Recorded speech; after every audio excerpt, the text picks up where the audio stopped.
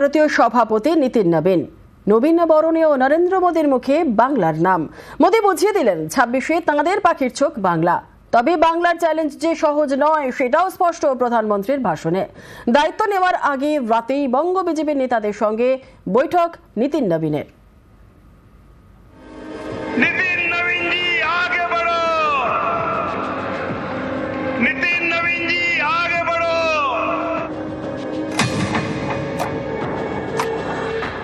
पश्चिम बंगाल और तेलंगाना में भाजपा जनता की एक बड़ी आवाज बनकर उभरी है।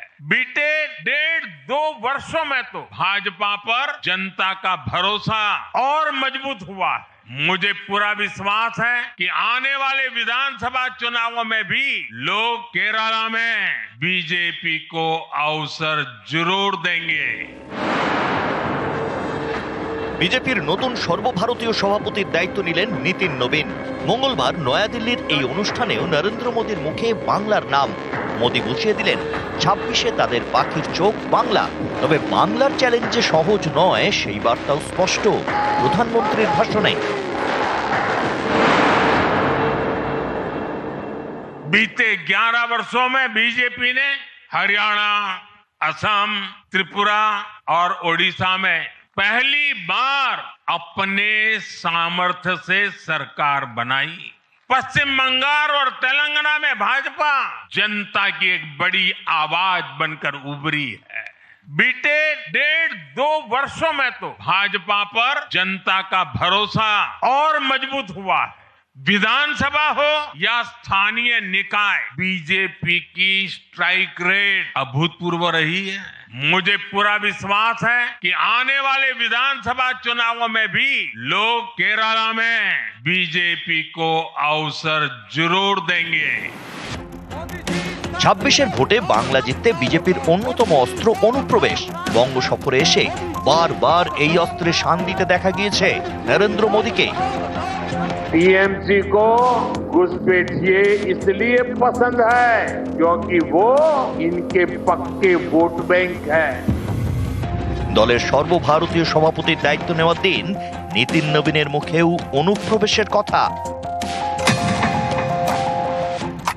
अगले कुछ महीने में तमिलनाडु, असम, बंगाल, केरल और पुडुचेरी में चुनाव होने जा रहा है। किस प्रकार से बदले हुए डेमोग्राफी में वहां चीजें बदल रही हैं और हम हमेशा विश्वास करते हैं कि हमें अपनी आस्थाओं के केंद्र के लिए और सनातन परंपराओं को केंद्र को बचाने की लड़ाई अगर लड़नी है तो निश्चित रूप से अपने देश को सुरक्षित रखने की लड़ाई लड़नी है तो इन 5 राज्यों में हमें एक मजबूत ताकत बन के आना है। সাধারণত আনুষ্ঠানিকভাবে দায়িত্ব নেওয়ার পর সব রাজ্যের নেতৃত্বের সঙ্গে বৈঠক করে থাকেন বিজেপির সর্বভারতীয় সভাপতিরা। কিন্তু নীতিন নবীন বৈঠক করেছেন দায়িত্ব নেওয়ার আগেই। মঙ্গলবার তিনি আনুষ্ঠানিকভাবে দায়িত্ব নিলেন। সোমবার রাতে তিনি বৈঠক করেন বাংলার বিজেপি নেতাদের সঙ্গে। বৈঠকে ছিলেন শ্রমিক ভট্টাচার্য, সুকান্ত মজুমদার, সুনীল বনসাল, লকেট চট্টোপাধ্যায়রা।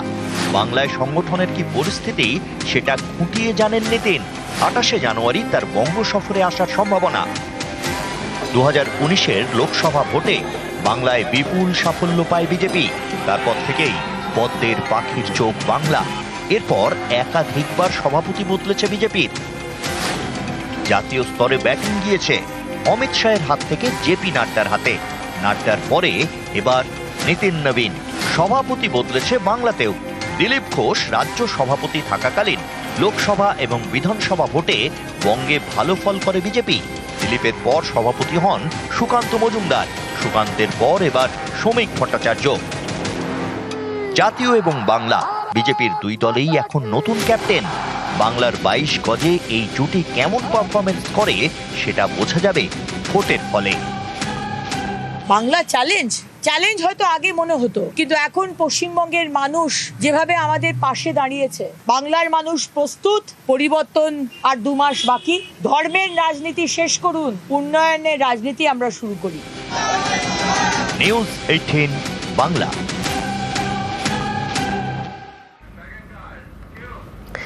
বিজেপিতে নবীন বরণ। ৪৫ বছরের নীতিন নবীনই বিজেপির নতুন সর্বভারতীয় সভাপতি, সবচেয়ে কম বয়সী বিজেপি সভাপতি। माननीय नितिन नवीन जी मैं कार्यकर्ता हूं, वे मेरे बॉस है।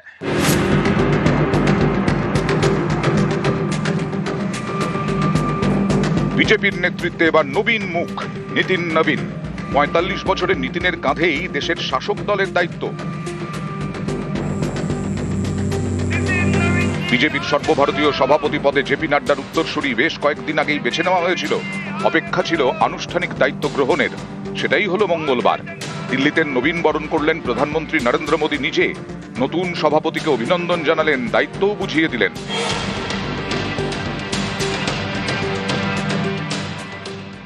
माननीय नितिन नवीन जी, मैं कार्यकर्ता हूं, वे मेरे बॉस है।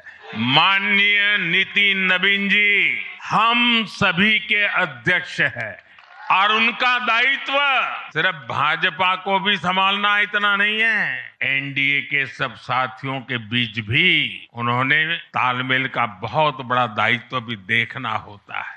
नितिन जी ने हमेशा जब जब जो जहां जहां जो जिम्मेवारी मिली अपने आप को उन्होंने साबित किया है।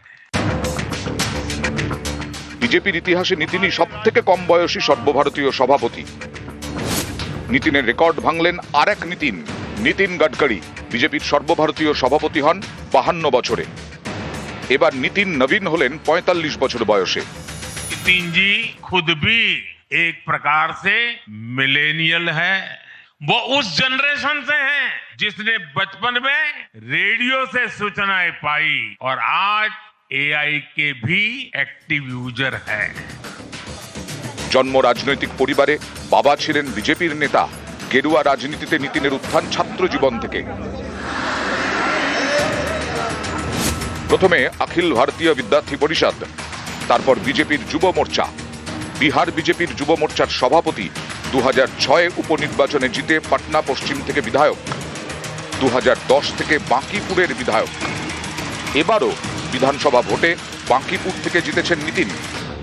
২০২১ থেকে তিনি বিহারের মন্ত্রী। নীতিন নবীন শুধুমাত্র নিজে জিতেছেন তাই নয়, একাধিক ভোটে দলকে জেতাতেও গুরুত্বপূর্ণ ভূমিকা নিয়েছেন। ২০২৩-এ ছত্তিশগড় বিধানসভা নির্বাচনে বিজেপিকে জেতানোর দায়িত্ব দেওয়া হয়েছিল নীতিনকে। কংগ্রেসের হাত থেকে ছত্তিশগড় ছিনিয়ে নিয়েছিল বিজেপি। ২০২৪-এর লোকসভা ভোটেও ছত্তিশগড়ে ভালো ফল করে পদ্ম শিবির। এবার নীতিনের বিহারেও বিজেপির দুর্দান্ত ফল। সেই নীতিনের কাঁধেই এবার বিজেপির দায়িত্ব। তবে বিজেপির নবীন সেনাপতির সামনে চ্যালেঞ্জও প্রচুর। কয়েক মাসের মধ্যেই ৫ রাজ্যে বিধানসভা ভোট। পশ্চিমবঙ্গ, অসম, তামিলনাড়ু, পুদুচেরি, কেরল। সামনেই এই ৫ রাজ্যে ভোট।